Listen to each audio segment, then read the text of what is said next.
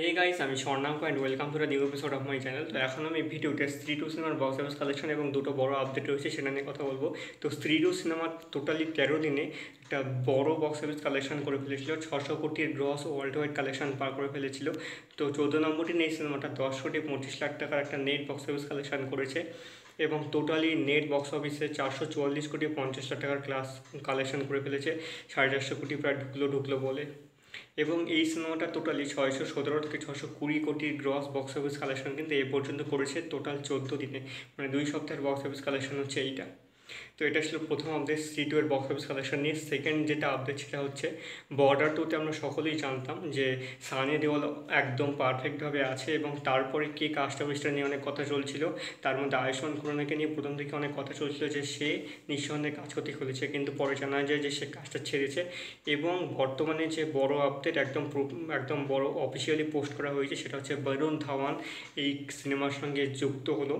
তো সানি দেওয়াল এবং বরুণ ধাওয়ান কিন্তু এখন একদম পারফেক্টলি অফিসিয়ালি বর্ডার টু এর সঙ্গে যুক্ত। পরবর্তী কাজগুলো সম্ভবত শীঘ্রই অ্যানাউন্সমেন্ট করা হবে বা পরবর্তীকালে আমরা সিনেমার আসার সময় জানতে পারবো। এটা ছিল সব থেকে বড় আপডেট, সব থেকে বড় বলিউডের ওয়ার ফিল্মের ক্ষেত্রে।